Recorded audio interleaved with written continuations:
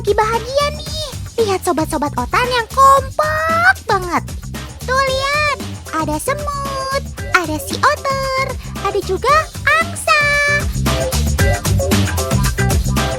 Senang ya lihat mereka bekerja sama dengan baik satu sama lain. Let's kita bahas detail yuk. Mari cus. Hewan pertama yang teamwork atau kerjasama kelompoknya gue punya dipegang oleh semut. Tidak harus jadi yang terkuat untuk bertahan hidup di alam. Ternyata beberapa makhluk malah mengandalkan kerjasama untuk tetap bertahan di kondisi-kondisi ekstrim. Salah satunya ya si semut rangrang ini.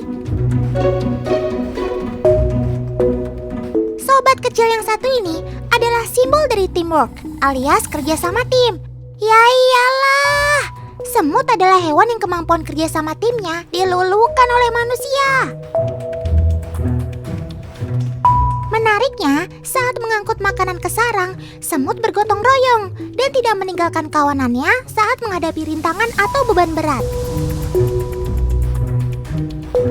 Selain dikenal sebagai serangga sosial yang artinya berkoloni, semut rangrang juga memiliki sifat yang teritorial, artinya memiliki daerah kekuasaan. Mereka sangat berdedikasi untuk menjaga daerah mereka dari gangguan. Mereka juga tidak segan untuk menyerang apabila mereka merasa terganggu dengan kehadiran makhluk lainnya. Tidak hanya menjaga sarangnya dengan baik, Sobat Otan ini juga membuat sarangnya dengan kompak dan bergotong royong, teman. Meskipun bertubuh kecil, koloni semut rangrang yang tidak terlalu banyak anggotanya pun dapat membangun sebuah sarang sebesar galon air 19 liter hanya dalam waktu yang singkat. Sesingkat apa? Sekitar 12 jam saja. Amazing bukan? Para prajurit semut rangrang tidak hanya pandai untuk membuat sarang saja. Mereka juga sangat baik dalam melakukan perbaikan untuk setiap bagian yang rusak dari sarang semut. Keren maksimal kamu sob, termaks!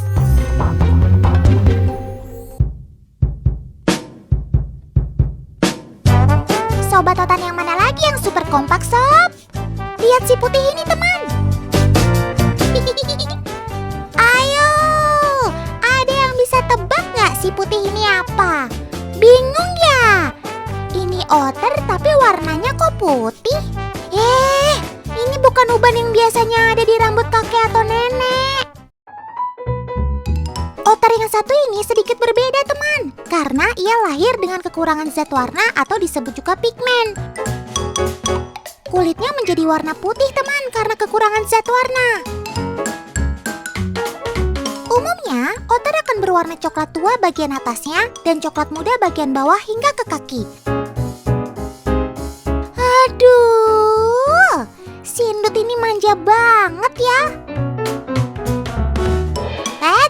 Kok jadi kemana-mana?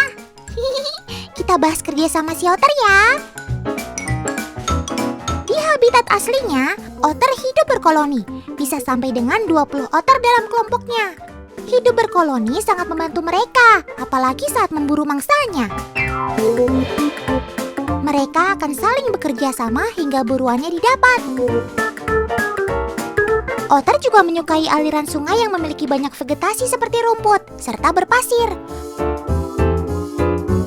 Mereka akan membuat sarang bersama-sama di dalam lubang-lubang yang mereka buat di tepian sungai. Wah, kompak terus ya sobat. Ada lagi nih yang kompak-kompak. Ya adalah, ini nih, si angsa. Angsa merupakan salah satu burung air terbesar yang dapat terbang. Angsa umumnya terdapat di daerah beriklim subtropis. Untuk menghindari musim dingin, sekelompok angsa akan bermigrasi pergi ke tempat yang lebih hangat. Kekompakan mereka terbang bersama tentu akan semakin kuat. Karena biasanya mereka akan bersorak-sorai menyemangati angsa yang terbang di depan mereka. Dengan cara itu, mereka bisa mempertahankan kecepatan yang seimbang. Cakep!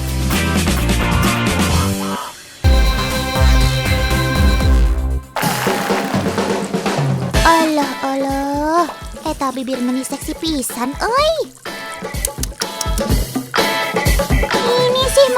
bibir seksinya bintang Hollywood, si Tante Angelina Jolie. Wait. Gawat! Ini gawat! Kalau artis Hollywood saja lewat, berarti gelar bibir terseksi yang Otan punya bisa disambut nih. Gaswat! Oke. Kalau begitu, kita bersaing secara sehat, Sob. Kita lihat, apa lagi sih kelebihannya? Ya, selain bibirnya itu. Kenalkan dulu nih, si seksi Sobat Otan. Ini dia, Gurame Kumpai.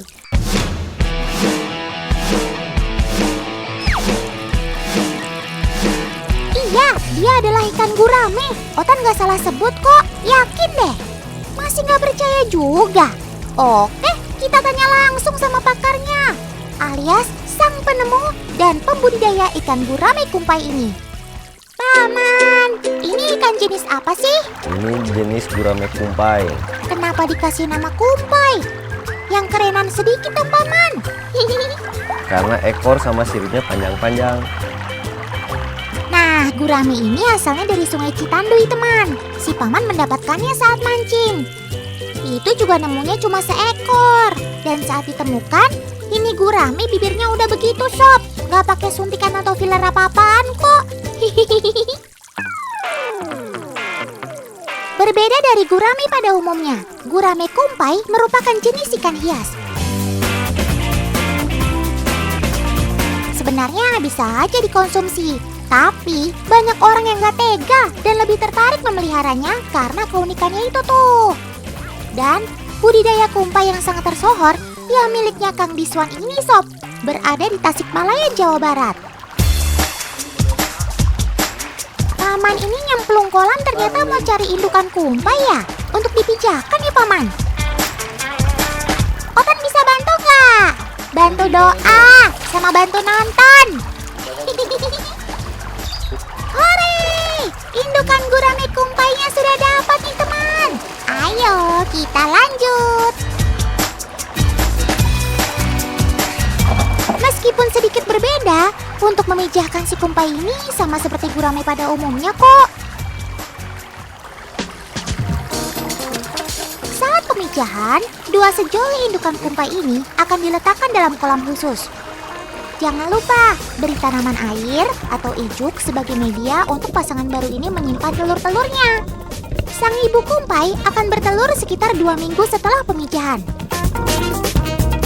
Memang cukup lama, karena proses pemijahan dilakukan secara alami, bukan dengan cara penyuntikan. Nah, telur-telur gurame kumpai akan dipisahkan dari indukan dan dibiarkan selama 1 minggu hingga menetas. Jumlah anakan kumpai cukup banyak loh guys, bisa mencapai 10.000. Bak pepatah, banyak anak, banyak rejeki, Sob. Namun, rata-rata hanya 50 hingga 60% saja yang berhasil hidup. Halo Sob, lagi pada apa nih? Aduh, ditanya kok malah manyun sih. Senyum sedikit dong, biar ganteng kayak Otan. Ya, memang buah jatuh tak jauh dari pohonnya. Sudah teridentifikasi kalau mereka adalah anak kandung dari gurame kumpai. Lihat saja bagian mulutnya yang sedikit maju, meskipun belum setebal indukannya.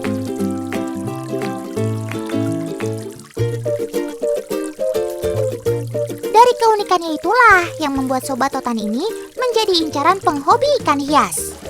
Tidak hanya terkenal di dalam negeri saja loh, negara besar seperti Jepang juga melirik mereka, Sob. Bahkan bukan hanya indukannya saja, anakan gurame kumpai yang berumur 2 bulan ini banyak yang mengincarnya. Karena semakin besar ukuran si kumpai, maka semakin mahal pula harganya. Biasanya bibir seksinya itu baru terlihat setelah si kumpai dewasa, teman. Selain bibirnya yang sohot sebagai daya tariknya, Sobat Otan ini juga terkenal dengan liukan tubuhnya dan siripnya yang gemulai.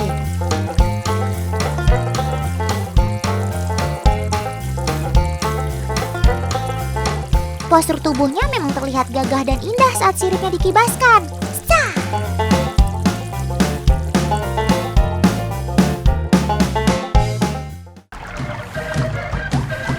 Oh iya, sebenarnya gurame kumpai ini sama dengan jenis gurame lainnya loh.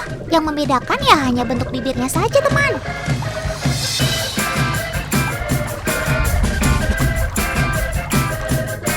Namun, sejak ditemukan pertama kali di Sungai Citanduy, sampai saat ini belum ada satupun pengamat ikan yang bisa menjawabnya.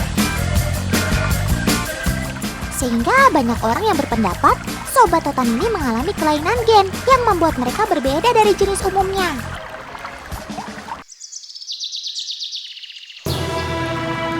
Wah, kok sendirian saja sih guys? Hihihi, kenapa kelihatan murung dan lesu begitu? Jangan-jangan kamu sakit ya? Paman, tolong paman, tolong! Cepat bawa sobat totan ke dokter!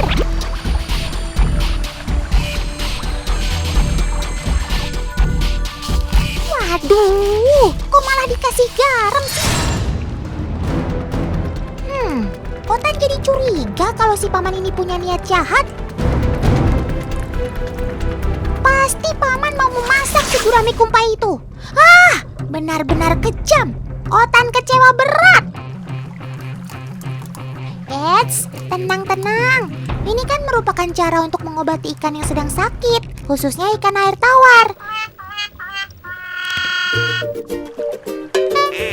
Karena pada tubuh ikan air tawar mengandung garam yang membantu agar kulit ikan kedap air. Nah, penyebab sakitnya diantaranya karena pada tubuh ikan tersebut banyak mengeluarkan garam dan air dapat mudah masuk ke dalam tubuh. Sehingga bisa mengakibatkan gagal ginjal. Waduh, bahaya banget, Sob.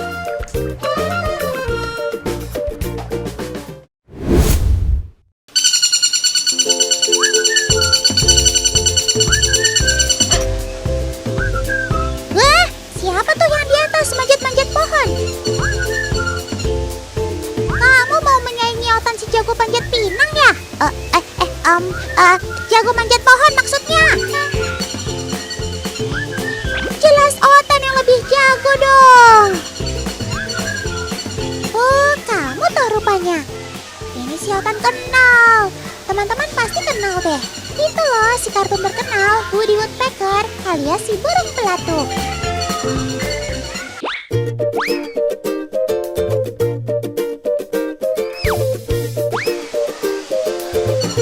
Kalau kalian kurang familiar, ini si pelatuk yang betina. Warnanya biasa saja dengan mahkota berwarna hitam.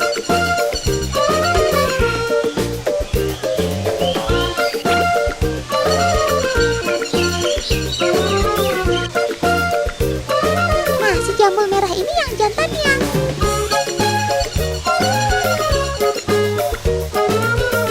Gimana? Udah sama persis kan dengan si Woody Woodpecker? Keren ya. Kalau dia sih, Otan acungi jempol deh kemampuan memanjatnya. Si pelatuk memang jarang sekali bertengger seperti burung lainnya, teman.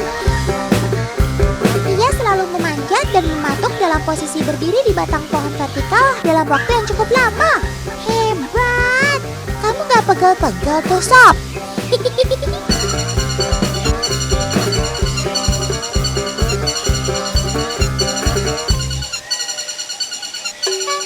Nah, rahasia kehebatannya terdapat pada bagian 4 jari kakinya yang kuat untuk mengait pada permukaan kayu yang vertikal, teman.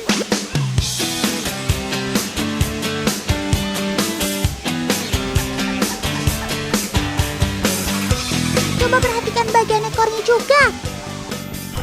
Ekornya sangat kaku, namun inilah yang membantu pelatuk tetap seimbang saat berdiri di pohon.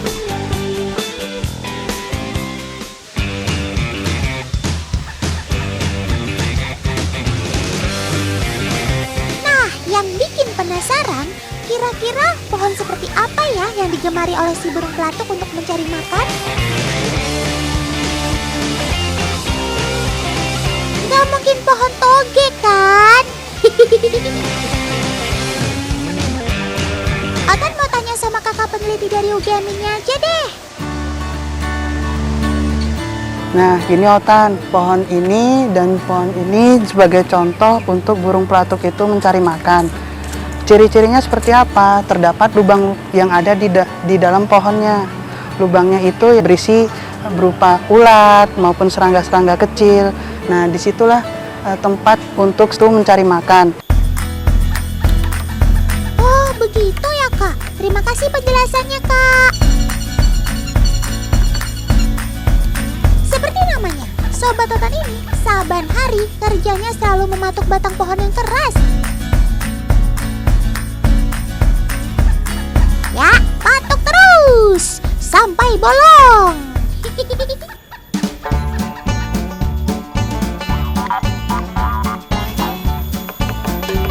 Ia bisa mematuk pohon hingga 20 kali per detik dengan kecepatan 24 km per jam atau dalam sehari bisa mencapai 12.000 kali.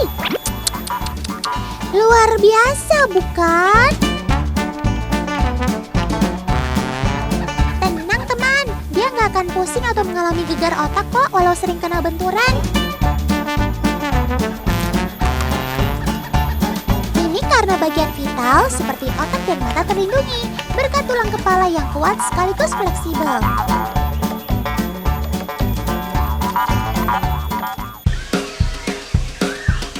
Teman, Sobat Otan ini akan terus mematuk batang pohon sampai ia menemukan makanannya. Makanannya berupa serangga yang ada di balik kulit pohon yang sudah tua. Tapi, Otan perhatikan, meskipun sudah kenyang, kamu masih saja terus mematuk.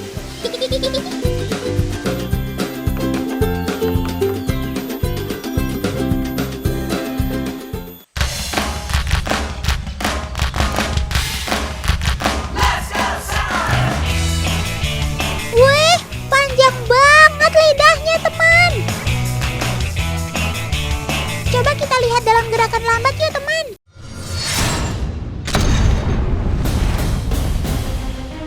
Wah, ternyata untuk mengambil ulat ini, ujung lidahnya digulung. Otan perkirakan jangkauannya bisa mencapai 8 hingga 10 cm.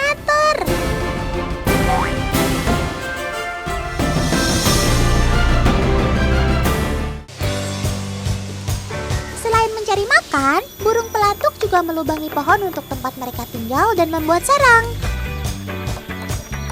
Mereka akan melubangi pohon hingga jadi seperti ini, teman. Keren banget, Sob.